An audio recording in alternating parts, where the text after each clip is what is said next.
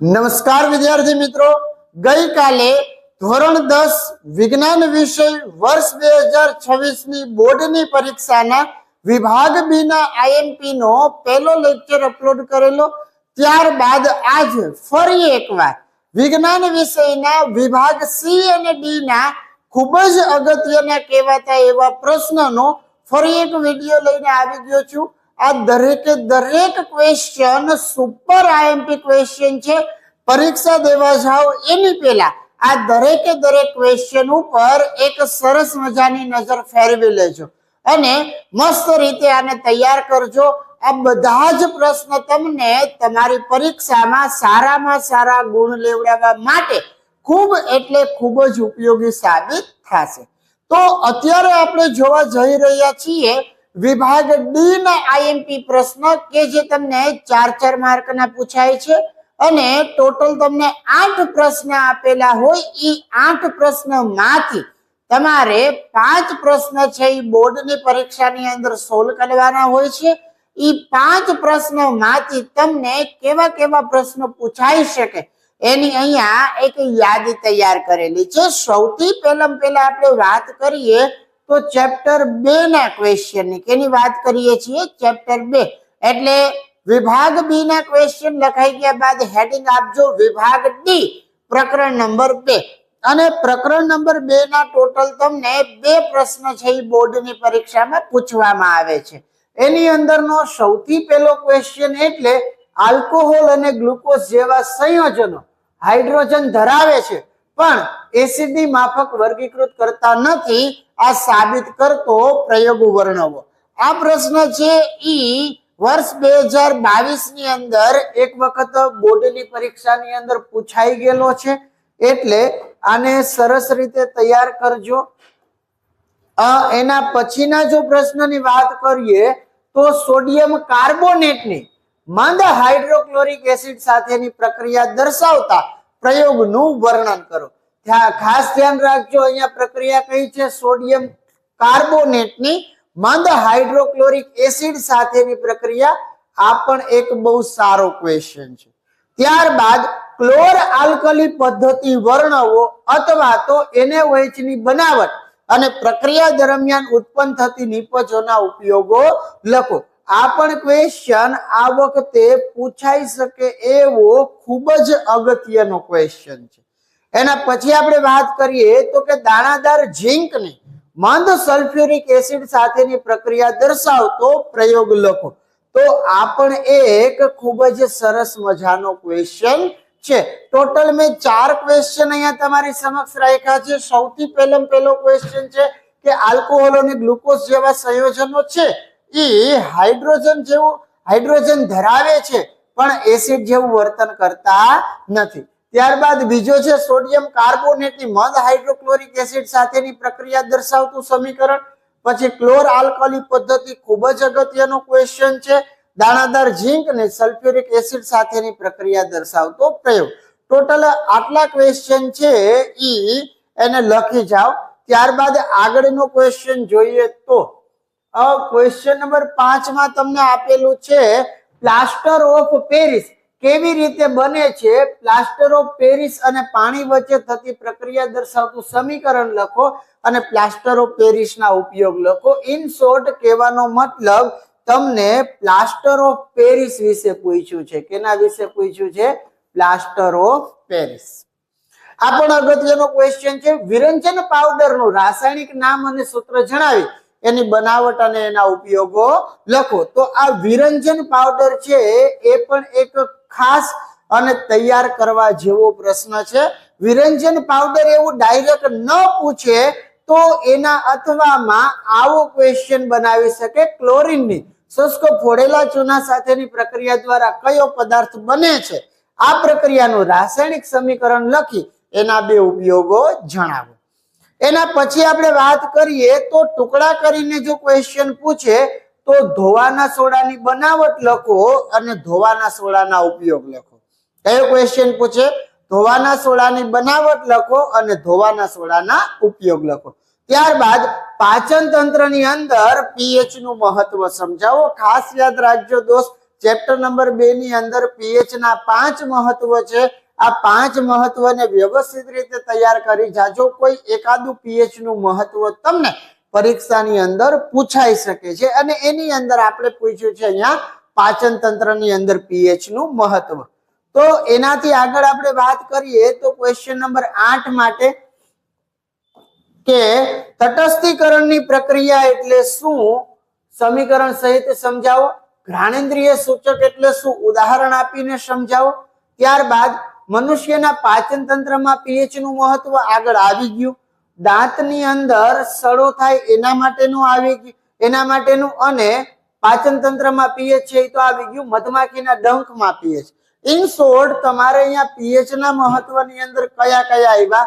એક મધમાખીનો ડંખ આવ્યો, એક દાંતની અંદર કેવી રીતના અસર કરે, અને પાચન તંત્રમાં પીએચ. ટોટલ તમને 5 પોઈન્ટ છે. એ 5 પોઈન્ટ માંથી આ 3 પોઈન્ટ છે એ પીએચ ના મહત્વના ખૂબ જ અગત્યના પોઈન્ટ છે. આને ખાસ તૈયાર કરજો.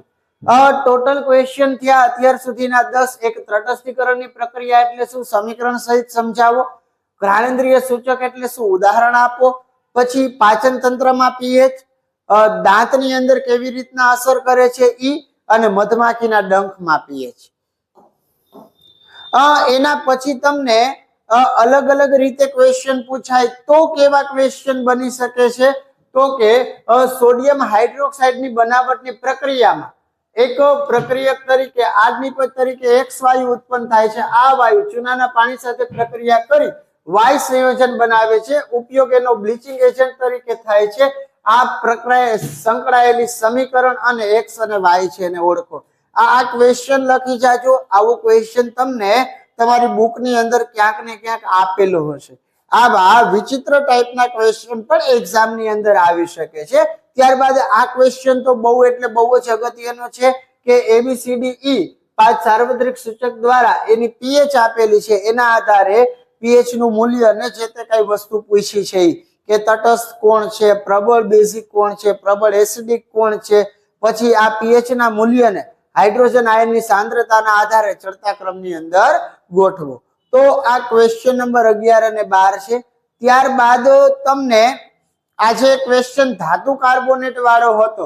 એ ધાતુ કાર્બોનેટ વાળો ક્વેશ્ચન આવી રીતના ટુકડા કરીને પણ પૂછાઈ શકે છે. એટલે આ ટાઈપનો ક્વેશ્ચન તમારી એકાદા સોલ્યુશન પેપરની અંદર હશે કે જે તમે રેગ્યુલર જે પેપરની અંદરથી તૈયારી કરતા હશો. કોઈ પણ અસાઇનમેન્ટ વસાવેલું હોય, તમે લિબર્ટી છે, ગાલા અસાઇનમેન્ટ છે, પછી બીજા કોઈ પણ સરળ પ્રકાશન છે, આવા કોઈ પણ અસાઇનમેન્ટની અંદર જોજો આ ટાઈપનો ક્વેશ્ચન તમને જોવા મળે તો આ રીતનો પ્રયોગ છે એ ધાતુ કાર્બોનેટ વાળો છે. કયો છે? ધાતુ કાર્બોનેટ. આને સરસ રીતે તૈયાર કરજો. ત્યારબાદ પદાર્થ એક્સ રસોઈ ઘરની અંદર સામાન્ય રીતે સ્વાદિષ્ટ કરકરા પકોડા બનાવવા માટે વપરાય છે. તો પદાર્થ એક્સ નું નામ અને અણુસૂત્ર ધરાવો. પદાર્થ એક્સ ની બનાવટનું રાસાયણિક સમીકરણ લખો. પદાર્થ એક્સ ના અન્ય ઉપયોગો જણાવો. અને એના જ સ્વરૂપમાં બીજા નામમાં પૂછવું હોય તો રસોડામાં તમારા મમ્મી કરકરા કે ક્રિસ્પી પકોડા કે કેક બનાવવા માટે કયું રસાયણ વાપરે છે એનું નામ લખો, એની બનાવટ લખો અને સમીકરણ સાથે સમજાવો. તો આ પકોડા વાળી જો વાત થતી હોય તો આ જે સોડા થઈ ગયો ઈ ખાવાનો સોડા થઈ ગયો. કહેવાનો મતલબ આ આખો જે ક્વેશ્ચન છે એ કોને અનુલક્ષીને છે? ખાવાનું સોડાને અનુલક્ષીને. અલગ અલગ નામથી પણ પૂછાઈ શકે છે. એટલે આ ક્વેશ્ચન થઈ ગયા 1 થી લઈને 14 કે જે ચેપ્ટર નંબર 2 ના હતા. અને આ ચેપ્ટર નંબર 2 ના આ 14 પ્રશ્નોમાંથી બોર્ડની પરીક્ષાની અંદર તમને કોઈ પણ 2 ક્વેશ્ચન છે એ અવશ્ય જોવા મળી શકે છે. એટલે આટલા પ્રશ્નને ખાસ તૈયાર કરી જાજો. ફરી એક વખત જો તમને રિપીટ કરાવી દઈએ તો સૌથી પહેલો ક્વેશ્ચન અહીંયા તમને આવ્યો આલ્કોહોલ અને ગ્લુકોઝ વાળો. ત્યારબાદ આવ્યું સોડિયમ કાર્બોનેટની મંદ હાઇડ્રોક્લોરિક એસિડ સાથેની પ્રક્રિયા એટલે ધાતુ કાર્બોનેટની એસિડ સાથેની પ્રક્રિયા. પછી ક્લોર આલ્કલી પદ્ધતિ એટલે NaOH વાળો ક્વેશ્ચન. ત્યારબાદ દ્રાણદાર ઝીંકની મંદ સલ્ફ્યુરિક એસિડ સાથેની પ્રક્રિયા. એના પછી પ્લાસ્ટર ઓફ પેરિસ. એના પછી વિરંજન પાવડર એટલે કે બ્લીચિંગ પાવડર. એના પછી ધોવાના સોડાની બનાવટ અને ઉપયોગ. પછી આ પીએચ ના 3 મહત્વ આવ્યા. એક પાચન તંત્રમાં આવ્યું, એક દાંતની અંદર આવ્યું અને એક આવ્યું મધમાખીના ડંખના ઉપચારમાં. એના પછી તટસ્થીકરણની પ્રક્રિયા આવી, ઘ્રાણેન્દ્રિય સૂચક આવ્યું. એના પછી આ એક ક્વેશ્ચન જરાક જોઈ લેજો. ત્યારબાદ પીએચ ને લઈને ક્વેશ્ચન આવ્યો એક. આ તો તમને ધાતુ કાર્બોનેટ વાળો પ્રયોગ કીધો. આ જે બે ક્વેશ્ચન છે એ અલગ અલગ નથી, એક જ ક્વેશ્ચન છે, પણ કયો છે તો કે ખાવાના સોડાની બનાવટ અને તેના ઉપયોગો. તો ટોટલી આટલા 14 ક્વેશ્ચન છે કે જે તમને ચેપ્ટર નંબર 2 ની અંદર બોર્ડની પરીક્ષામાં પૂછાય એની શક્યતા ખૂબ એટલે ખૂબ વધારે છે. તો આવા ક્વેશ્ચન આપણે ખાસ સોલ્વ કરવાના રહેશે. ત્યારબાદ એનાથી આગળની જો વાત કરું તમને, તો હવેના જે ક્વેશ્ચન છે એ ચેપ્ટર નંબર 4 માંથી છે. અને ચેપ્ટર નંબર 4 ની અંદરથી તમને બોર્ડની પરીક્ષામાં ટોટલ એક ક્વેશ્ચન પૂછવામાં આવે છે. એ ક્વેશ્ચન ને લઈને અહીંયા અગત્યના ક્વેશ્ચનની જો યાદી તૈયાર કરેલી છે અને એ યાદીની અંદરનો સૌથી પહેલામાં પહેલો ક્વેશ્ચન એટલે ઇથેનોલનું ઓક્સિડેશન સમજાવો અને ઇથેનોલના ભૌતિક ગુણધર્મો અને ઉપયોગો લખો. સૌથી પહેલો ક્વેશ્ચન શું આવ્યો કે ઇથેનોલનું ઓક્સિડેશન સમજાવો, એના ભૌતિક ગુણધર્મો અને ઉપયોગો. ત્યારબાદ સાબુ અને પ્રક્ષાલકમાં રહેલા ક્રિયાશીલ આયનીય સમૂહ જણાવી સાબુની સફાઈ ક્રિયાવિધિને ટૂંકમાં સમજાવો. ઇન શોર્ટ સાબુની સફાઈ ક્રિયાવિધિ પૂછી છે. ત્યારબાદ સમઘટકો એટલે શું, બ્યુટેનના અને પેન્ટેનના સમઘટકો દોરો. આ પણ ખૂબ જ અગત્યનો ક્વેશ્ચન છે. ત્યારબાદ આ પણ એક બહુ સારો ક્વેશ્ચન છે કે ક્રિયાશીલ સમૂહ એટલે શું. કોઈ પણ 3 ક્રિયાશીલ સમૂહના નામ આપવાના છે, પછી એનું સૂત્ર લખવાનું છે અને આ ક્રિયાશીલ સમૂહ ધરાવતા કાર્બનિક સંયોજનોના નામ લખવાના છે. ત્યારબાદ સમાનધર્મી શ્રેણી એટલે શું, એના કોઈ પણ 4 લાક્ષણિકતાઓ જણાવવાની છે અને ઇથેનોઇક એસિડના ભૌતિક ગુણધર્મો અને એના ઉપયોગો લખવાના છે. ટુકડા કરીને 2 ક્વેશ્ચન પૂછેલા છે. ટોટલ 5 ક્વેશ્ચન જોવાના છે. ફરી એકવાર રિપીટ કરીએ તો ઇથેનોલનું ઓક્સિડેશન, એના ભૌતિક ગુણધર્મો અને એના ઉપયોગો.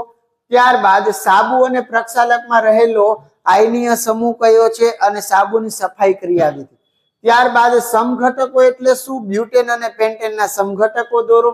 ક્રિયાશીલ સમૂહ એટલે શું, કોઈ પણ 3 ક્રિયાશીલ સમૂહના નામ આપવાના છે, સૂત્ર આપવાના છે, ઉદાહરણ લખવાના છે. પછી સમાનધર્મી શ્રેણી એટલે શું, એની 4 લાક્ષણિકતાઓ, ઇથેનોઇક એસિડના 2 ભૌતિક ગુણધર્મો અને એના 2 ઉપયોગો. આટલા ક્વેશ્ચન થઈ ગયા બાદ તમને વાત કરીએ ક્વેશ્ચન નંબર 6 અને 7 ની. તો ટોટલ 7 પ્રશ્ન છે. આ ચેપ્ટર ની અંદર મેં લીધા છે, બહુ જાજા નથી લીધા.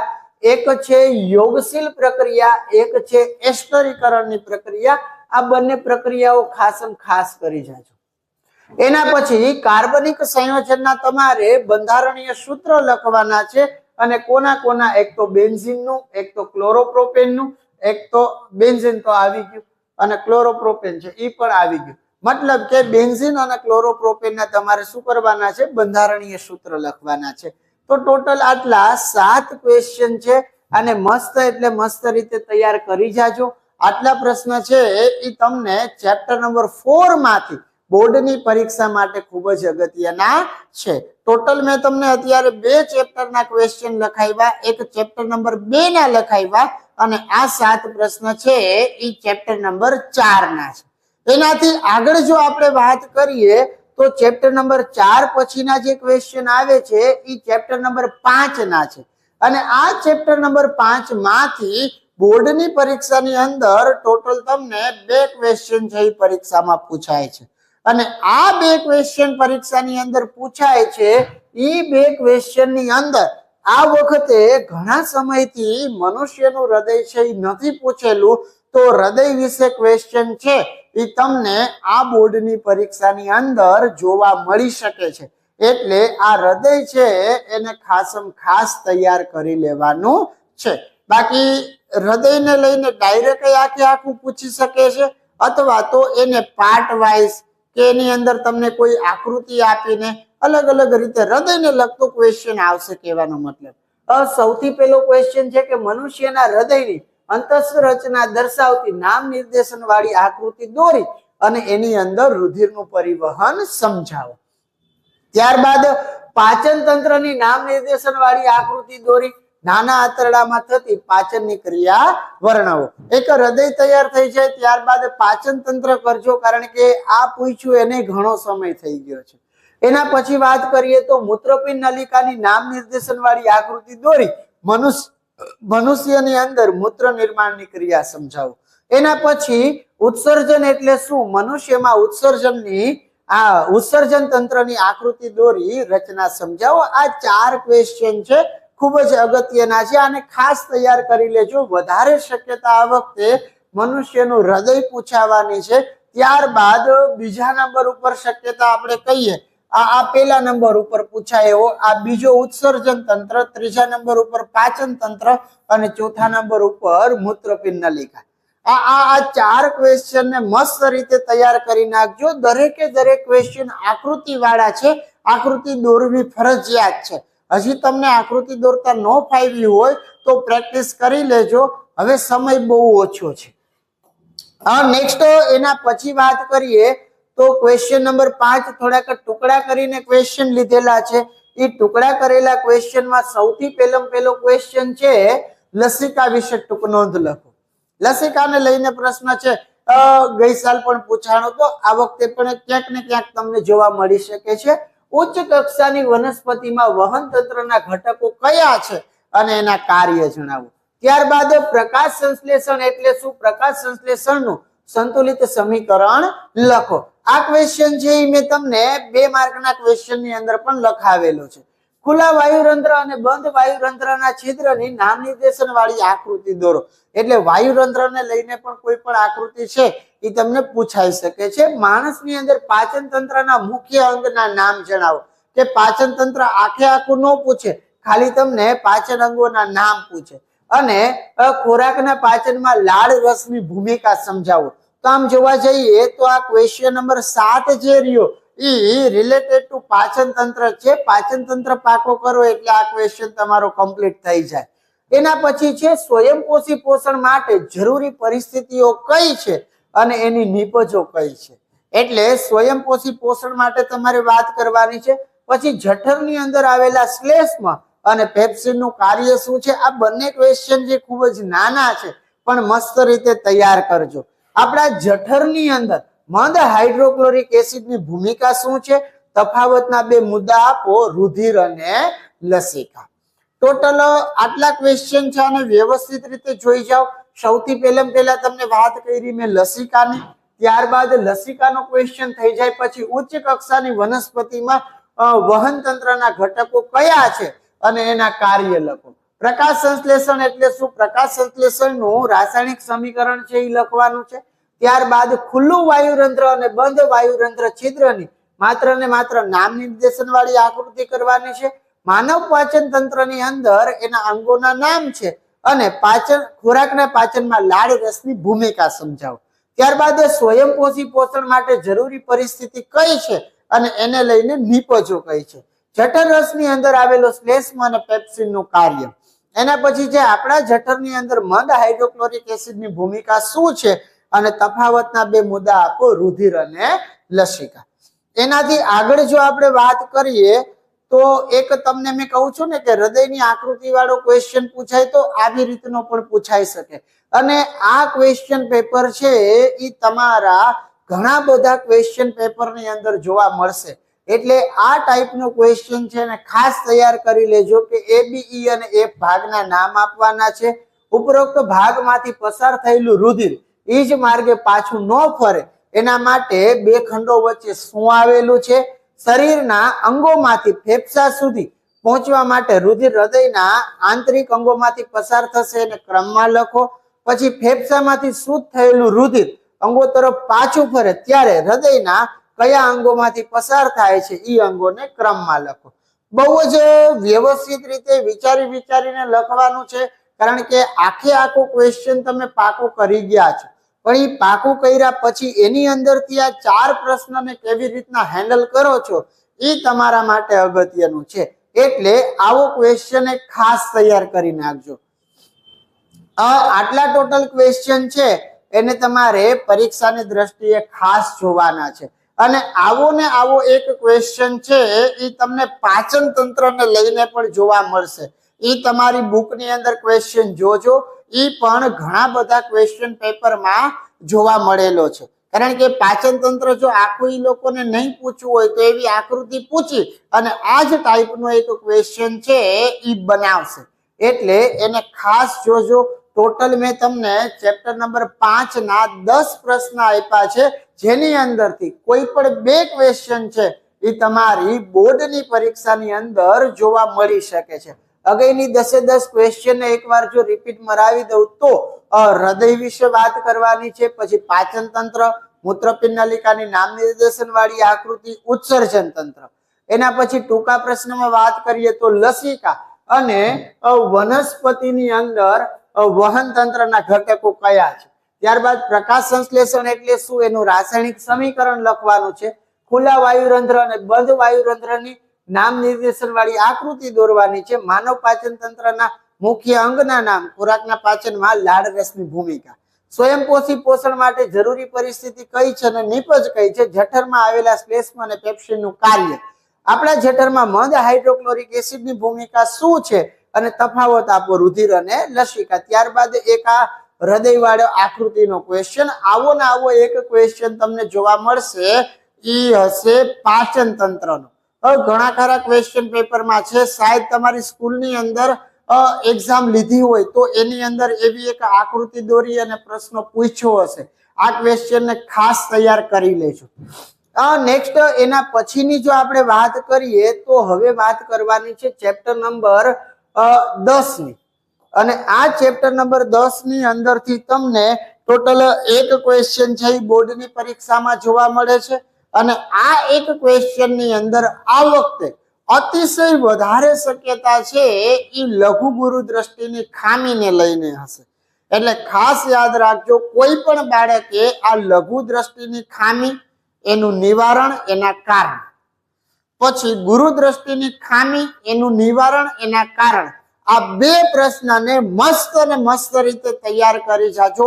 આવડી ગયા હોય તમને તોય ફરી 2 વખત 3 વખત લખી અને તૈયાર કરી લેજો. કારણ કે આ બંને ક્વેશ્ચન છે એ બોર્ડની પરીક્ષાની દ્રષ્ટિએ ખૂબ જ અગત્યના છે. ચોખે ચોખ્ખું ગુરુ દ્રષ્ટિની ખામી લખીને પૂછી શકે છે, ચોખે ચોખ્ખું લઘુ દ્રષ્ટિની ખામી લખીને પૂછી શકે છે, અથવા તો અલગ શબ્દમાં લઘુ દ્રષ્ટિ અથવા ગુરુ દ્રષ્ટિની ખામીનું નિવારણ કારણ. આવા પ્રશ્ન છે એ આ વખતની બોર્ડની પરીક્ષામાં જોવા મળશે. એટલે આ પ્રશ્નને તૈયાર કરવાનું ચૂકશો નહીં. એની અંદરનો ક્વેશ્ચન છે ગુરુ દ્રષ્ટિની ખામી અથવા તો હાઇપરમેટ્રોપિયા એટલે શું, થવાના કારણ, કેવી રીતના એનું નિવારણ થઈ શકે છે. ત્યારબાદ લઘુ દ્રષ્ટિની ખામી એટલે શું એનો અને તેનું નિવારણ આકૃતિ દોરી સમજાવો. પછી કોઈ વ્યક્તિ પુસ્તકાલયમાં બેઠી છે, વ્યક્તિ પુસ્તકાલયમાં પોતાથી 20 ફૂટ દૂર આવેલી દિવાલ પરનું લખાણ વાંચી શકે છે, પણ નજીક ટેબલમાં રહેલી પુસ્તક છે એને નથી વાંચી શકતી. તો ઉપરના કિસ્સામાં પ્રશ્નના જવાબ કે કઈ ખામીથી પીડાતો હશે, ખામી ઉદ્ભવવાના કારણો, નિવારણ માટેની આકૃતિ. પછી એક આવો પૂછાઈ શકે, છેલ્લી પાટલી ઉપર બેઠેલા વિદ્યાર્થીને બ્લેકબોર્ડનું લખાણ વાંચવામાં તકલીફ પડે છે અને તો એ કઈ ખામીથી પીડાતો હશે, આનું નિવારણ શું. મીન્સ કે આ જે તમને ક્વેશ્ચન જે મેં આપ્યા ટોટલી એ લઘુ ગુરુ દ્રષ્ટિની ખામીને લઈને છે. અલગ અલગ રીતે તમને એ પૂછાઈ શકે છે, એટલે એને ખાસ તૈયાર કરજો. એના પછીના જો ક્વેશ્ચનની વાત કરીએ તો રમણભાઈની નજીકનું અને દૂરનું બે જોવામાં તકલીફ પડે છે. તો રમણભાઈ છે એ કઈ ખામીથી પીડાતા હશે, એ ખામી ઉદ્ભવવાના કારણો જણાવી એને કેવી રીતના નિવારી શકાય છે. એટલે આ તમારી બંને પ્રકારની ખામી એટલે આ પ્રેસ બાયોપિયાનો ક્વેશ્ચન છે, એને ખાસ કરજો. સૂર્યનું કિરણ એક નાના છિદ્રમાંથી રૂમમાં પ્રવેશે ત્યારે કઈ ઘટના જોવા મળે છે, મીન્સ કે આ ટિન્ડલ અસર વિશે વાત કરે છે. ત્યારબાદ વહેલો સૂર્યોદય અને મોડો સૂર્યાસ્ત થવાનું કારણ, ટિન્ડલ અસરના 2 ઉદાહરણો.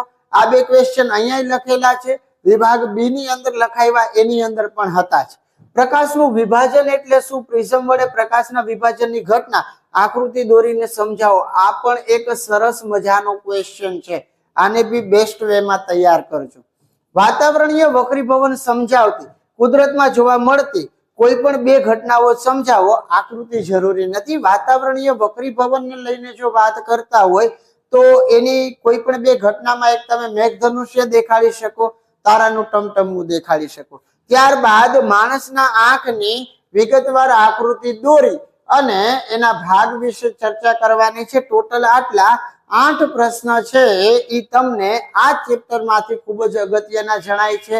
એક લઘુ દ્રષ્ટિની ખામી, ગુરુ દ્રષ્ટિની ખામી, ત્યારબાદ આ પ્રેસ બાયોપિયા વાળો, ત્યારબાદ ટિન્ડલ અસર, વહેલો સૂર્યોદય મોડો સૂર્યાસ્ત, ટિન્ડલ અસરના ઉદાહરણો, પછી પ્રકાશનું વિભાજન એટલે શું, પ્રકાશના વિભાજનની ઘટના આકૃતિ દોરી વર્ણવો, પછી વાતાવરણીય વક્રીભવન સમજાવતી કુદરતમાં જોવા મળતી કોઈ પણ બે ઘટનાઓ અને માણસની આંખ. આટલી વસ્તુ છે એ ખાસ તૈયાર કરી જાજો. હવે ત્યારબાદનો એક ક્વેશ્ચન જે આવે છે તમારે સોલેનોઇડ વાળું ચેપ્ટર એટલે કે 11 નંબરનું ચેપ્ટર છે. આ 11 નંબરના ચેપ્ટરની અંદર પણ બોર્ડની પરીક્ષામાંથી તમને એક ક્વેશ્ચન છે એ જોવા મળી શકે છે. એટલે આ ક્વેશ્ચનને પણ એકદમ સરસ રીતે તૈયાર કરજો. એની વાત કરીએ તો સૌથી વધારે અગત્યનો ક્વેશ્ચન જે મારી દ્રષ્ટિએ મને લાગે છે એવો એક ક્વેશ્ચન એટલે સોલેનોઇડ એટલે શું, આકૃતિ દોરી વિદ્યુત પ્રવાહ ધારિત સોલેનોઇડ થી ઉદ્ભવતા ચુંબકીય ક્ષેત્રની લાક્ષણિકતાઓ જણાવો. મતલબ કે સોલેનોઇડ અને એની અંદરથી ચુંબકીય ક્ષેત્રની લાક્ષણિકતાઓ આને ખાસ તૈયાર કરવાનો છે. ત્યારબાદ ચુંબકીય ક્ષેત્ર દ્વારા વિદ્યુત પ્રવાહ ધારિત વાહક તાર ઉપર લાગતા બળની પ્રવૃત્તિનું વર્ણન કરો. મતલબ કે સ્ટેન્ડ ઉપર તમારે એક ચુંબક લગાવવાનો છે, ઘોડાની નાળ આકારનો ચુંબક એક પટ્ટી લગાવવાની છે, એની બાજુમાં તમારે ઘોડાની નાળ આકારનો ચુંબક લઈ જવાનો છે અને આની અંદર શું ચેન્જીસ થાય છે એ વસ્તુઓને તમારે જોવાની છે. બહુ કામનો ક્વેશ્ચન છે, કરજો. એક પ્રયોગ છે. વિદ્યુત પરિપથમાં તથા ઉપકરણને ઓવરલોડિંગ થી થતા નુકસાનથી બચાવવા માટે વપરાતા સાધનનું નામ જણાવી અને ટૂંક નોંધ લખો. સામાન્ય ઘરેલું પરિપથનું રેખાચિત્ર દોરો. આ પણ એક સરસ મજાનો ક્વેશ્ચન છે. વિદ્યુત વપરાશમાં રાખવી પડતી સાવચેતી જણાવો. આને પણ ખાસ કરજો. ચુંબકીય ક્ષેત્ર રેખાઓના ગુણધર્મોની યાદી બનાવો. વિદ્યુત શોર્ટ સર્કિટ છે એ ક્યારે થશે તો આ ચુંબકીય ક્ષેત્ર રેખાના ગુણધર્મ છે, પછી એની આકૃતિ છે. આવી ક્વેશ્ચન છે એ ખાસ તૈયાર કરવાના. આ બધા જ પ્રશ્ન છે એ બોર્ડની પરીક્ષાની દ્રષ્ટિએ અતિશય અગત્યના ક્વેશ્ચન છે. હજી એક વખત રિપીટ કરીએ તો સોલેનોઇડ આવ્યો, પછી ચુંબકીય ક્ષેત્રને લઈને એક પ્રયોગ આવ્યો, વિદ્યુત પરિપથમાં ઓવરલોડિંગ થી થતા નુકસાનથી બચવા માટે આપણે કોનો ઉપયોગ કરીએ છીએ તો કે ફ્યુઝનો, અને ફ્યુઝ વિશે ટૂંક નોંધ લખવાની છે. પછી સામાન્ય ઘરેલું પરિપથની અંદર રેખાચિત્ર દોરવાનું છે. આ બહુ સારો ક્વેશ્ચન છે. વિદ્યુત વપરાશમાં રાખવી પડતી સાવચેતી જણાવો.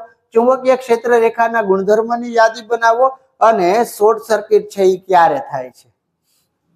એના પછીની જો આપણે વાત કરીએ તો આ છેલ્લા 2-3 ક્વેશ્ચન છે એ જોઈ લઈએ. નીચેના પદોને સમજાવવાના છે. મતલબ કે આની વ્યાખ્યા તમારે આપવાની છે. ઓવરલોડિંગ, શોર્ટ સર્કિટ, ફ્યુઝ અને અર્થિંગ. આ પણ એક સારો ક્વેશ્ચન છે. ચુંબકીય ક્ષેત્ર અને ચુંબકીય ક્ષેત્ર રેખાની વ્યાખ્યા. પછી ઘરેલું વિદ્યુત પરિપથમાં ફ્યુઝ અને અર્થિંગ વાયરનું મહત્વ. પછી વિદ્યુત પ્રવાહ ધારિત સુરેખ તારની પાસે હોકા યંત્ર મૂકેલું છે. નીચેના કિસ્સાઓ માટે તમારું અવલોકન જણાવો અને દરેક કિસ્સા માટેનું કારણ આપો. કે તારમાં વહેતા વિદ્યુત પ્રવાહની દિશા ઉલટાવવામાં આવે તો હોકા યંત્રના કોણાવર્તનમાં શું ફેરફાર પડે? તારમાં વહેતા વિદ્યુત પ્રવાહનું મૂલ્ય વધારવામાં આવે તો હોકા યંત્રની અંદર શું ફેરફાર થાય? પછી હોકા યંત્ર સુરેખ તારથી દૂર લઈ જવામાં આવે તો શું ફેરફાર થાય? અને સુરેખ તારની અંદર વહેતા વિદ્યુત પ્રવાહને લીધે ઉદ્ભવતા ચુંબકીય ક્ષેત્રનું મૂલ્ય છે એ કયા કયા પરિબળો ઉપર આધાર રાખે છે? તો ટોટલ આ મેં તમને 8 ક્વેશ્ચન આપેલા. એ 8 ક્વેશ્ચન માંથી બોર્ડની પરીક્ષાની અંદર તમને કોઈ પણ એક ક્વેશ્ચન છે એ અવશ્ય જોવા મળશે. એટલે આ બધા જ ક્વેશ્ચનને મસ્ત રીતે તૈયાર કરજો કે જે તમને બોર્ડની પરીક્ષા માટે ખૂબ જ ઉપયોગી સાબિત થશે. ત્યારબાદ આ ચેપ્ટરનો અને આ વિભાગનો છેલ્લો ક્વેશ્ચન એટલે કે 54 નંબરનો ક્વેશ્ચન છે જે તમને ચેપ્ટર નંબર 13 ની અંદરથી પૂછાય છે. આ ચેપ્ટર નંબર 13 ના અગત્યના ક્વેશ્ચન ને જરાક વ્યવસ્થિત રીતે લખી લઈએ તો સૌથી પહેલો ક્વેશ્ચન, જ્યાંમાંથી મોટા ભાગના ક્વેશ્ચન એવું બને કે 2 માર્કના ક્વેશ્ચન આપ્યા હતા એની અંદર આવી ગયા હશે. સૌથી પહેલો ક્વેશ્ચન છે પોષક સ્તર એટલે શું? એક આહાર શૃંખલાનું ઉદાહરણ આપી અલગ અલગ પોષક સ્તરો છે એ જણાવો. ત્યારબાદ નિવસન તંત્ર, આહાર શૃંખલા, જૈવિક વિશાલન અને ઉત્પાદકો, આ 4 વસ્તુની તમારે વ્યાખ્યા લખવાની છે. એના પછી સીએફસી અને યુએનઈપી આ બેના પૂરા નામ લખવાના છે. સીએફસી એટલે ક્લોરોફ્લોરોકાર્બન્સ, યુએનઈપી એટલે યુનાઇટેડ નેશન એન્વાયરમેન્ટ પ્રોગ્રામ, અથવા તો ગુજરાતીમાં આને કહો તો સંયુક્ત રાષ્ટ્ર પર્યાવરણ સંઘ. એના પછી છે નિવસન તંત્રમાં વિઘટકોની ભૂમિકા, આ પણ અગત્યનો ક્વેશ્ચન છે. પછી ઓઝોન સ્તર કેવી રીતના બને છે અને ઓઝોન સ્તરની અગત્યતા. આ ઓઝોનને લઈને તમને જેટલા ક્વેશ્ચન મળે ને દોસ્ત કરજો, પરીક્ષાની અંદર તમને અવશ્ય આ વખતે ઓઝોન વિશે ક્વેશ્ચન જોવા મળશે. નિવસન તંત્ર એટલે શું? નિવસન તંત્રના ઘટકો સમજાવો. આને ખાસ કરી જાજો. આ તમને ક્યાંક ને ક્યાંક જોવા મળશે. કા 2 માર્કમાં કા 4 માર્કમાં પૂછાશે ત્યારે ટુકડા કરીને આ નિવસન તંત્ર કરીને જાજો. એના પછી જો વાત કરીએ તો ઓઝોન સ્તરનું વિઘટન આપણા માટે ચિંતાનો વિષય છે. શા માટે? આ પણ એક અગત્યનો ક્વેશ્ચન છે. ઓઝોન સ્તરનું વિઘટન આપણા માટે ચિંતાનો વિષય છે. એ શા માટે એને આપણે સમજાવવાનું છે. ત્યારબાદ આહાર શૃંખલા અને આહાર જાળ ટૂંકમાં સમજાવો. આહાર શૃંખલા અને આહાર જાળ આટલા ટોટલ ક્વેશ્ચન તમારે તૈયાર કરવાના છે. પોષક સ્તર એટલે શું? આહાર શૃંખલાનું ઉદાહરણ આપી એના અલગ અલગ પોષક સ્તરો જણાવો. પછી નિવસન તંત્ર, આહાર શૃંખલા, જૈવિક વિશાલન, ઉત્પાદકો, આ 4 ની વ્યાખ્યા. ત્યારબાદ સીએફસી અને યુએનઈપી. એના પછી નિવસન તંત્રના ઘટકની અંદર વિઘટકોની ભૂમિકા. પછી ઓઝોન સ્તર કેવી રીતના નિર્માણ પામે છે, ઓઝોન સ્તરની અગત્યતા. એના પછી નિવસન તંત્ર એટલે શું? એના ઘટકો જણાવો. ઓઝોન સ્તરનું વિઘટન આપણા માટે ચિંતાનો વિષય કેમ છે? અને આહાર શૃંખલા અને આહાર જાળ છે એને ટૂંકમાં સમજાવો. એનાથી આગળ જો વાત કરીએ તો માત્ર એક જ ક્વેશ્ચન છે. નીચે આપેલા પદાર્થોને જૈવ વિઘટનીય પદાર્થ અને જૈવ અવિઘટનીય પદાર્થની અંદર વર્ગીકૃત કરો.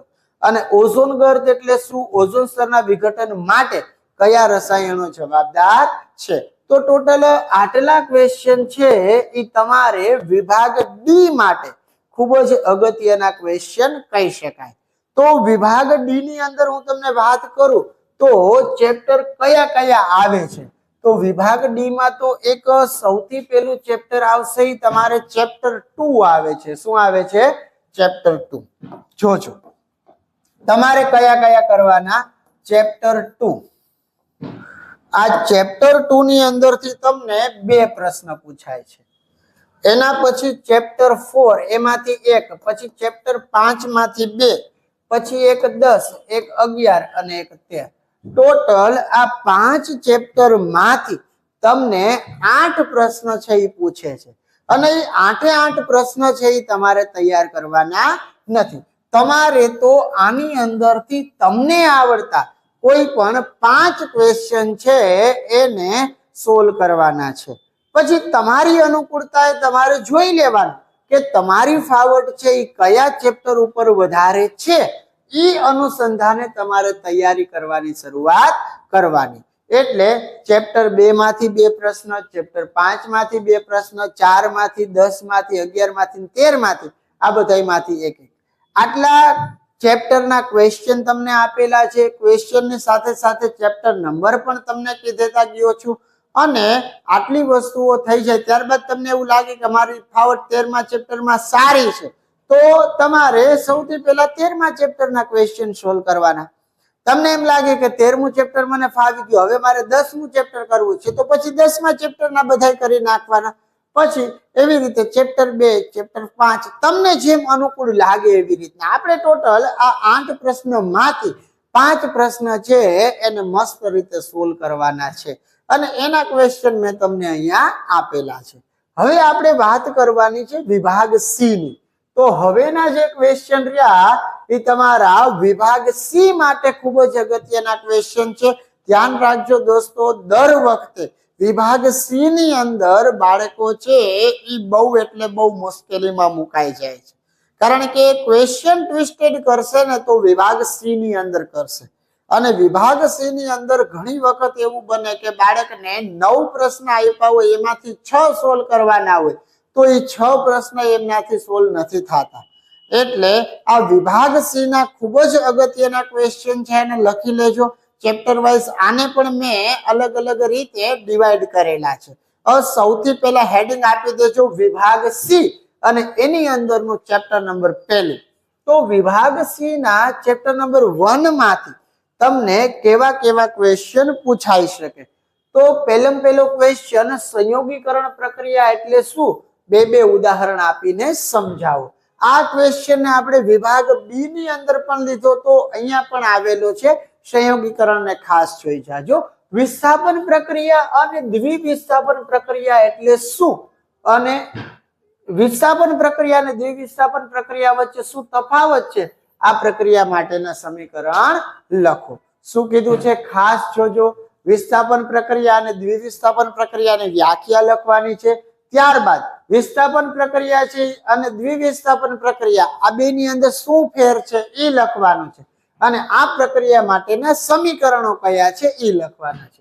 ત્યારબાદ એવી વિઘટન પ્રક્રિયાનું એક સમીકરણ આપો કે જેમાં ઉર્જા, પ્રકાશ, વિદ્યુત સ્વરૂપે ઉર્જા છે એ પૂરી પાડવામાં આવતી હોય છે. મીન્સ કે તમારે વિઘટન પ્રક્રિયાને લઈને ખૂબ એટલે ખૂબ જ અગત્યનો ક્વેશ્ચન છે, એને તૈયાર કરવાનો છે.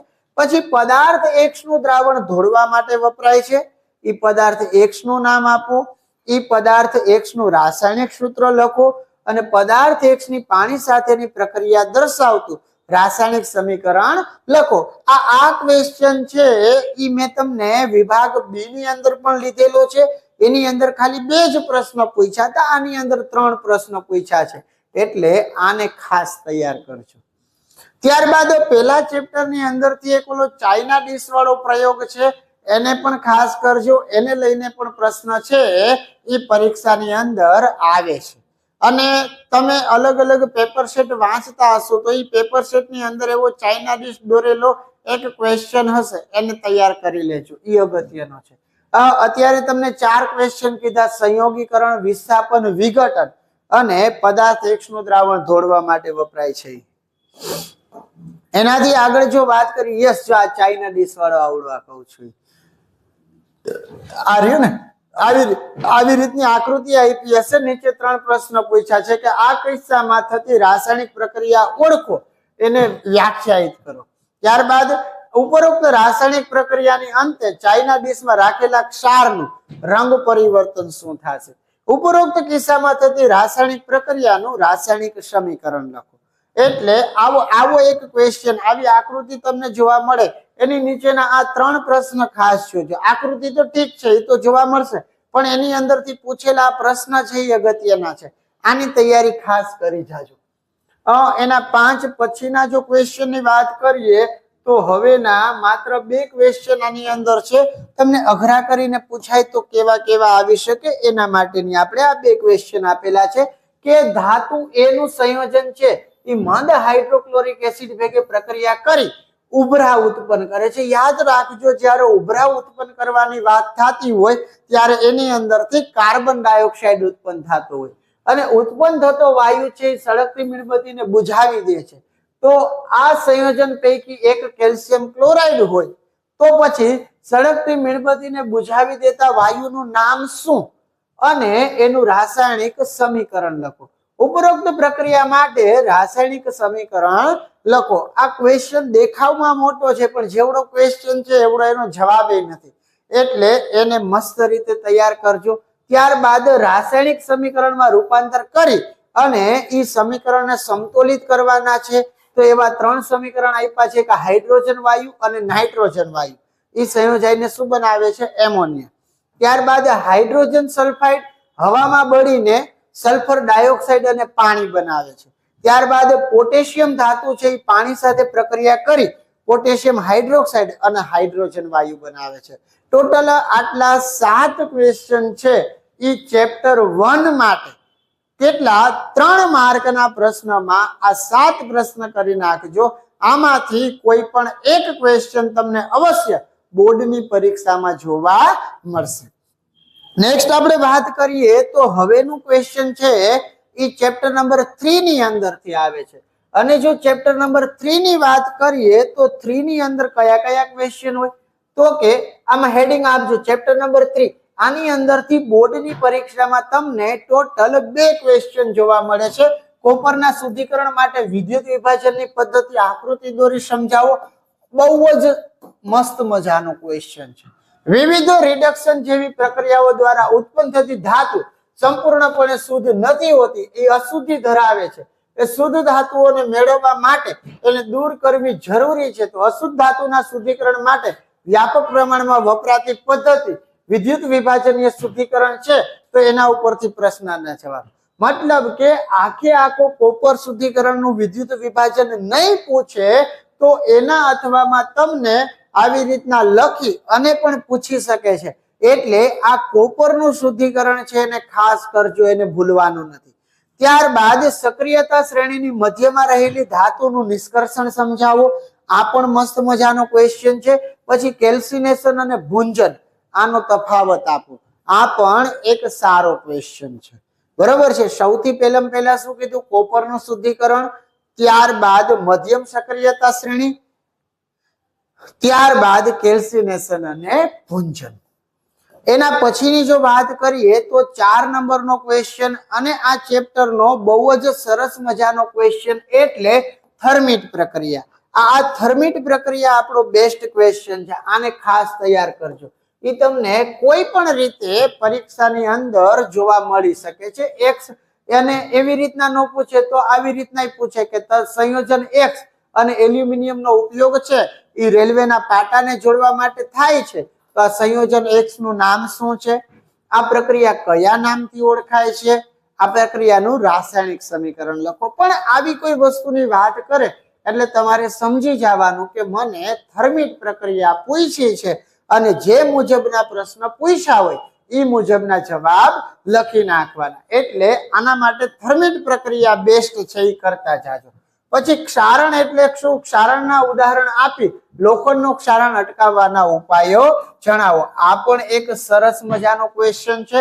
2 માર્કના ક્વેશ્ચનમાં આપણે આ લોખંડનું ક્ષારણ અટકાવવા માટેના ઉપાયો છે એ લખાવેલો છે. ત્યારબાદ તફાવતના મુદ્દા લખો. ધાતુ અને અધાતુ શું છે? ધાતુ અને અધાતુ. એના પછી છે ધાતુના કોઈ પણ 2 રાસાયણિક ગુણધર્મો ઉદાહરણ આપીને સમજાવો. પછી MgCl2 નું નિર્માણ ઇલેક્ટ્રોનની આપલે દ્વારા કેવી રીતના થાય છે? એક MgCl2 અને NaCl આ બંને છે એને ખાસ તૈયાર કરી લેજો. કયા? તો કે MgCl2 અને NaCl. તો ટોટલ 8 ક્વેશ્ચન છે. હજી એક વખત રિપીટ કરીએ તો થર્મિટ પ્રક્રિયા, ક્ષારણ, ધાતુ અને અધાતુનો તફાવત, પછી ધાતુના રાસાયણિક ગુણધર્મ MgCl2 અને NaCl. પછી છેલ્લા ક્વેશ્ચન જોઈએ તો એક ઝવેરી 22 કેરેટ સોનાના દાગીના બનાવે છે અને એ ગ્રાહક પાસેથી 22 કેરેટના પૈસા લે છે. તો એનો વ્યવસાય આ વ્યવહારને લીધે વધે છે. તો આપણે શા માટે 24 કેરેટના દાગીના નથી બનાવી શકતા? સોનાના દાગીનાની બનાવટમાં ઉમેરી શકાય એવી 2 ધાતુ અને ઝવેરીના આ વર્તુળકમાં એનો કયો ગુણ જોવા મળે છે? આ ક્વેશ્ચન તમને બેઠું જોવા મળશે. તમારી આગળ જે સાહિત્ય હોય એની અંદર જોજો. કામનો ક્વેશ્ચન છે. ત્યારબાદ 2 તત્વ એક્સ અને વાય ની ઇલેક્ટ્રોનીય રચના 281 અને 287 છે. આ ધાતુ તત્વને ઓળખી એનું નામ લખો. આમાંથી ધાતુ કોણ છે? તો કે જેની બહારની કક્ષામાં 1, 2 કે 3 ઇલેક્ટ્રોન હોય ધાતુ હોય અને 281 એટલે એ સોડિયમ થયું. અધાતુ તત્વ એટલે 2, 8 ને 7 તો એ ક્લોરીન થયું. પછી એક્સ અને વાય દ્વારા કયું આયનીય સંયોજન બને છે? તો એક આવ્યું Na, એક આવ્યું Cl, ભેગા થઈ અને શું બનાવે? સોડિયમ ક્લોરાઇડ એટલે NaCl. એના પછી આવો એક ક્વેશ્ચન તમને પરીક્ષાની અંદર જોવા મળી શકે છે. આકૃતિ વાળો છે કે આપેલી આકૃતિમાં 3 કસનળીનું અવલોકન કરો અને નીચેના પ્રશ્નના જવાબ લખો. કે કઈ કસનળીની અંદર લોખંડની ખીલીનો રંગ બદલાશે? આની સાથે સંકળાયેલી રાસાયણિક પ્રક્રિયા કઈ? અને આ પ્રક્રિયા માટે જરૂરી પરિસ્થિતિઓ કઈ કઈ છે. એટલે આવી ખીલ્લી વાળો ક્વેશ્ચન આકૃતિ જોવાની, એની નીચે આ 3 પ્રશ્ન લખેલા હશે. ત્યારબાદ હવે છેલ્લા 2 જ ક્વેશ્ચન આ ચેપ્ટર ને લઈને છે. 12 નંબરનો ક્વેશ્ચન છે આપણી આગળ કે ધાતુ X, આ ખાસ તૈયાર કરજો. ધાતુ X કુદરતમાં સલ્ફાઇડ X કે XS સ્વરૂપે પ્રાપ્ત થાય છે. લોખંડની વસ્તુઓને ગેલ્વેનાઇઝેશન કરવા માટે વપરાય છે. તો એ ધાતુ X ને ઓળખો. પછી આ XS ને તેની શુદ્ધ ધાતુમાં કેવી રીતના રૂપાંતર કરશો એ રાસાયણિક પ્રક્રિયા દ્વારા સમજાવો. ત્યારબાદ એક તત્વ પાણી સાથે પ્રક્રિયા કરી અને બી બનાવે છે. એ દિવાલ રંગવા માટે વપરાય છે. બી ને ગરમ કરો એટલે ઓક્સાઇડ સી બને છે. એની પાણી હારે પ્રક્રિયા કરો એટલે વળી પાછો બી મળે છે. તો એબીસી ને ઓળખી એની સાથે સંકળાયેલી પ્રક્રિયા આપો. આવા બધા ક્વેશ્ચન દોસ્ત તૈયાર કરીને જવાના. આ વખતનું પેપર અઘરું છે તો આવું જ કંઈક ચિત્ર વિચિત્ર કરીને તમને પૂછેલું હશે. ખરેખર આ સોલ્વ કરશો તો એવો બધો અઘરો ક્વેશ્ચન છે નહીં, પણ તમે વાંચો ન હોય એટલે તમને થોડીક તકલીફ પડતી હોય. ત્યારબાદ ખનિજ કાચી ધાતુઓને ગેંગને વ્યાખ્યાયિત કરો. તો આ વાત થઈ ગઈ આપણે ચેપ્ટર નંબર 3 ના પ્રશ્નની. અને ચેપ્ટર નંબર 3 ના ટોટલ મેં તમને અહીંયા 2 ક્વેશ્ચન આપ્યા. કહેવાનો મતલબ ચેપ્ટર નંબર 1 અને ચેપ્ટર નંબર 3 આ બંનેના આઈએમપી ક્વેશ્ચન છે એ અહીંયા તમને લખાવી દીધા. આટલા ક્વેશ્ચન ને મસ્ત રીતે લખી જાઓ. ત્યારબાદ ચેપ્ટર નંબર 3 પછી જો વાત કરીએ તો હવેનું ચેપ્ટર જે છે એ તમારું 6 નંબરનું ચેપ્ટર છે. કેટલા નંબરનું છે? 6.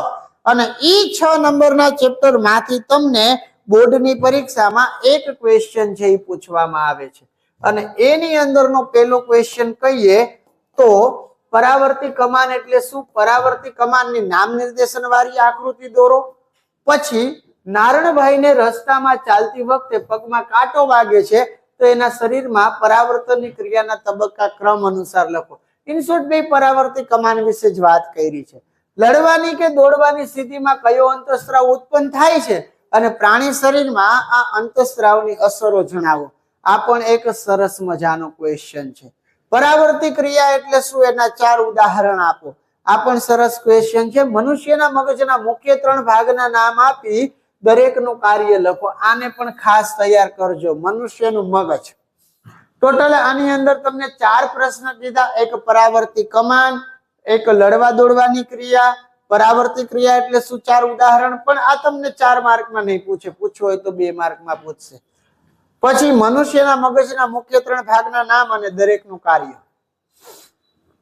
એનાથી આગળ વાત કરીએ તો આ જે ક્વેશ્ચન છે એ ખૂબ જ અગત્યનો છે. આકૃતિ વાળો છે ચેતાકોષ. યસ, આ ચેતાકોષની આકૃતિ છે એ ખાસ કરી છે. જો ચેતાકોષ વિશે આ વખતે પરીક્ષાની અંદર આવશે. ચેતાકોષ જો કે છે જ પ્રશ્ન. આકૃતિને કાળજીપૂર્વક વાંચી નીચેના પ્રશ્નના જવાબ આપો. એ નિર્દેશિત રચના ઓળખો અને એનું કાર્ય લખો. બી નિર્દેશિત રચના ઓળખો અને એનું કાર્ય લખો. ત્યારબાદ ચેતાકોષની સંરચના ધરાવતી આકૃતિ દોરી કાર્યનું વર્ણન કરો અને શિખાતંતુનું કાર્ય. આ 2 ક્વેશ્ચન છે એ ચેતાકોષને અનુલક્ષીને છે. ચેતાકોષ કરી જાજો. આ વખતે આ ચેતાકોષ છે એ પૂછાવાની શક્યતા બહુ બધી વધારે છે. ત્યારબાદ અનૈચ્છિક ક્રિયાઓ અને પરાવર્તી ક્રિયાઓ એકબીજાથી કેવી રીતના અલગ અલગ પડે છે. હા, બસ ટોટલ આટલા ક્વેશ્ચન છે એ તમારે કેને લઈને છે? ચેપ્ટર નંબર 6 ને લઈને. હવેના જે ક્વેશ્ચન તમારે આવે છે એ ચેપ્ટર નંબર 7 ના છે. કેના છે? ચેપ્ટર નંબર 7 ના. તો ચેપ્ટર નંબર 7 ના ટોટલ તમને 2 ક્વેશ્ચન પરીક્ષામાં આવશે. કેટલા ક્વેશ્ચન આવશે? 2. અને એ 2 ક્વેશ્ચન લઈને થોડીક વાત કરીએ તો સૌથી પહેલો ક્વેશ્ચન એટલે સ્ત્રીનું પ્રજનન તંત્ર આકૃતિ દોરી વર્ણન કરો. ત્યારબાદ નર પ્રજનન તંત્ર આકૃતિ દોરીને વર્ણન કરો. આ 2 ક્વેશ્ચન છે એની અંદરથી વધારે અગત્યતા તમે આ સ્ત્રીના પ્રજનન તંત્રમાં આપજો. કારણ કે સ્ત્રીનું પ્રજનન તંત્ર છે એ પરીક્ષાની અંદર ઘણી બધી વખત પૂછાણું છે. જ્યારે પુરુષનું પ્રજનન તંત્ર એટલું બધું પૂછાતું નથી. પણ આપણે સેફ સાઈડ જોવા માટે બંને પ્રજનન તંત્ર તૈયાર કરીને જવાના. અને બેને જો ભેગા કરીને પૂછવા હશે તો તફાવત પૂછી નાખશે. પછી ગર્ભ અવરોધનની પદ્ધતિઓ કઈ કઈ છે આને ખાસ કરજો. ગર્ભ અવરોધનની પદ્ધતિઓ પછી ધોરણ 8 માં ભણતી છોકરી એક દિવસે યોનિ માર્ગમાં રુધિર બહાર નીકળતું જણાય છે અને ગભરાઈ જાય છે. શાળાની શિક્ષિકાબેન પાસે જાય છે અને આ સમસ્યા વિશે જણાવે છે. તો શાળાની શિક્ષિકા આ વિદ્યાર્થીનીને કોઈ એક સમસ્યા નથી એ વિશે સમજ આપશે અને આ યોનિ માર્ગમાંથી રુધિર માર્ગ બહાર નીકળે છે એને શું કહેવાય? તો આ જે ક્વેશ્ચન જે તમને પૂછ્યો ને એ માસિક સ્ત્રાવની ટૂંક નોંધ છે. કેની છે? માસિક સ્ત્રાવની.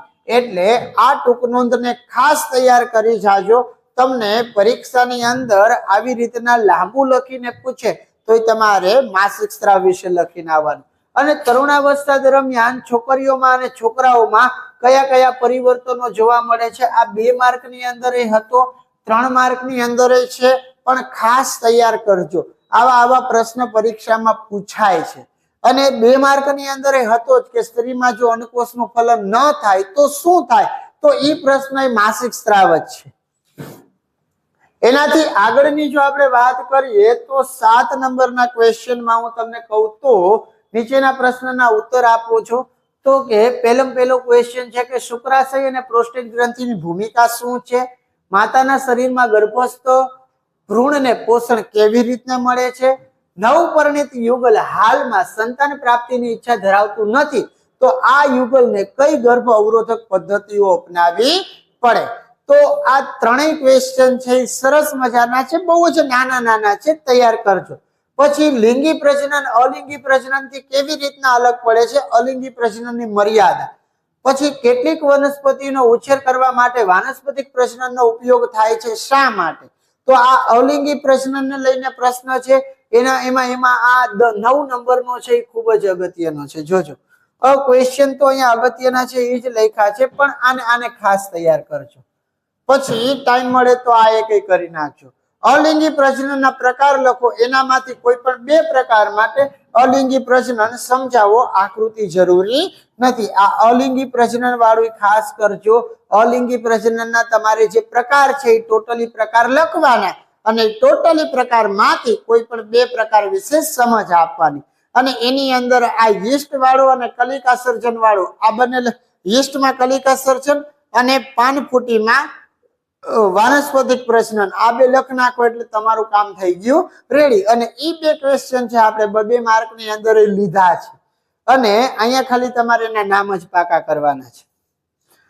ત્યારબાદ તમને આવી રીતના આકૃતિ લઈને ક્વેશ્ચન આપી શકે કે નીચેની આકૃતિ પરથી પ્રશ્નના જવાબ આપો. તો આ તમને આપેલું છે એ સપુષ્પી વનસ્પતિમાં લિંગી પ્રજનન છે, બહુ જ અગત્યનું છે. તો કે એ ને ઓળખી એનું કાર્ય જણાવો, બી ને ઓળખી ફલન પછી એમાં શું ફેરફાર થાય છે એ કયો, સી ને ઓળખો અને ફલન પછી એમાં શું ફેરફાર થાય છે એ કયો. ત્યારબાદ સપુષ્પી વનસ્પતિમાં લિંગી પ્રજનન સમજાવો. આ ક્વેશ્ચન 11 નંબરનો છે, એ પણ બહુ જ મસ્તનો છે અને ખાસ તૈયાર કરજો. પુષ્પના પ્રજનન ભાગોના નામ અને એના આધારે પુષ્પના પ્રકાર સમજાવો. એકલિંગી પુષ્પ, દ્વિલિંગી પુષ્પ ને એ બધી વસ્તુ આની અંદર લખવાની થશે.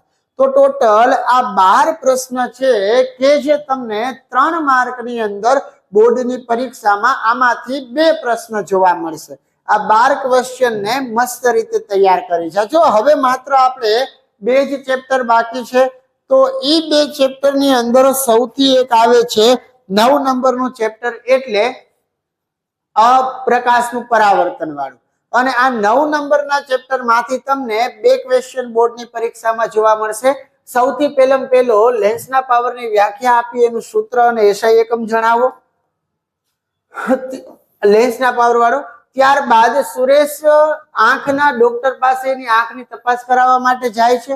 ડોક્ટર એને +4.0 ડાયોપ્ટરનું પ્રિસ્ક્રિપ્શન લખી આપે છે. તો કયા પ્રકારના લેન્સનો ઉપયોગ કરશે અને એની કેન્દ્ર લંબાઈ શોધો. એના પછી કાચના લંબઘન ચોસલા વડે થતું પ્રકાશનું વક્રીભવન આકૃતિ દોરી સમજાવો. આ એક સરસ ક્વેશ્ચન છે, અઘરું પેપર કાઢશે તો આ ક્વેશ્ચન પૂછશે.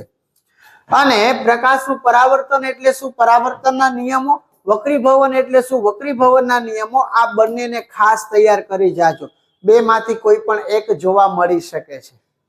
આ 5 ક્વેશ્ચન થઈ ગયા બાદ તમને બીજા ક્વેશ્ચનની જો વાત કરીએ તો અંતર્ગોળ અરીસાની અને આ જે તમારી જે કિરણ આકૃતિઓ છે એ કિરણ આકૃતિઓ ખાસ કરવાની છે. એ કિરણ આકૃતિને લઈને જો હું વાત કરું તો અંતર્ગોળ અરીસાના વક્રતા કેન્દ્ર ઉપર મૂકેલી વસ્તુ એની પ્રતિબિંબ, અંતર્ગોળ અરીસાના કોઈ પણ બે ઉપયોગો. આની અંદર વક્રતા કેન્દ્ર એટલે આ ત્રીજી આકૃતિ છે. કઈ આકૃતિ છે? ત્રીજી. ત્યારબાદ બહિર્ગોળ લેન્સની સામે વસ્તુને F1 અને O ની વચ્ચે મૂકો તો મળતા પ્રતિબિંબની કિરણ આકૃતિ, સ્થાન, પ્રકાર, પરિમાણ. ત્યારબાદ બહિર્ગોળ લેન્સની સામે F1 અને 2F1 ની વચ્ચે મૂકો ત્યારે, અને આ બિલોરી કાચ વાળો ક્વેશ્ચન, આ બહુ જ અગત્યનો છે કે એક વિદ્યાર્થી સૂર્યપ્રકાશમાં લેન્સનો ઉપયોગ કરી અને કાગળ સળગાવે છે તો વિદ્યાર્થીને ઉપયોગમાં લીધેલા લેન્સનો પ્રકાર જણાવો, આ ઘટનાની કિરણ આકૃતિ દોરો અને આના દ્વારા મળતા પ્રતિબિંબનું સ્થાન જણાવો. આ પણ એક સારો ક્વેશ્ચન છે. બાકી આ કિરણ આકૃતિઓ ખાસ કરતા જજો, એકાદી જોવા મળી શકે છે. એમાંય વધારે શક્યતા ત્રીજી આકૃતિની. પછી લેન્સની આપી છે. એનાથી આગળ આવો જ એક ક્વેશ્ચન છે કે અહીંયા વ્યક્તિ છે F અને C ની વચ્ચે ઊભો છે તો એને લઈને પ્રતિબિંબ વિશે વાત કરી છે. પછી અંતર્ગોળ અરીસાની સામે વસ્તુને C અને F ની વચ્ચે મૂકતા, બંને ક્વેશ્ચન સેમ જ છે.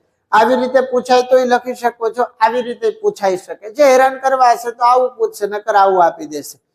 પછી 11 નંબરનો ક્વેશ્ચન જો વાત કરીએ તો વ્રજ બહિર્ગોળ અરીસા દ્વારા રચાતા પ્રતિબિંબનો અભ્યાસ કરવા માટે 30 સેમી દૂર સળગતી મીણબત્તી મૂકે છે. આ અરીસાની કેન્દ્ર લંબાઈ 15 સેમી હોય તો પ્રતિબિંબનું અરીસાથી અંતર, પરિમાણ, પ્રકાર અને જવાબની કિરણ આકૃતિ દોરો. આની અંદરથી એક દાખલો પણ પરીક્ષાની અંદર આવી શકે છે અને એ દાખલા માટે અગત્યના ક્વેશ્ચન મેં આ લખ્યા છે. 4 સેમી ઊંચાઈ, 15 સેમી કેન્દ્ર લંબાઈ વાળો અંતર્ગોળ લેન્સ અરીસાથી 25 સેમી દૂર રાખેલો છે તો પડદાને કેટલો દૂર રાખવો પડશે. ત્યારબાદ કોઈ વાહનનું પાછળનું દ્રશ્ય જોવા માટે ઉપયોગમાં લેવાયેલો બહિર્ગોળ અરીસાની વક્રતા ત્રિજ્યા 3 મીટર હોય, એક બસ અરીસાથી 500 મીટર આવેલી હોય તો આ પ્રતિબિંબનું સ્થાન, પ્રકાર અને પરિમાણ. આટલા 3 ક્વેશ્ચન દાખલા સ્વરૂપે યાદ રાખજો. ત્યારબાદ બીજી વાત કરીએ તો અંતર્ગોળ અરીસાની કેન્દ્ર લંબાઈ 15 સેમી છે. લેન્સથી કેટલા અંતરે દૂર રાખવી જોઈએ કે જેથી એનું લેન્સથી અંતર કેટલું 10 સેમી મળે તો લેન્સ દ્વારા મળતી મોટવણી શોધો. અને પછીના બે ક્વેશ્ચન નાના છે કે નીચેની પરિસ્થિતિમાં કયા અરીસા વપરાય છે, આ ખાસ કામનું છે, એના કારણ લખવાના છે.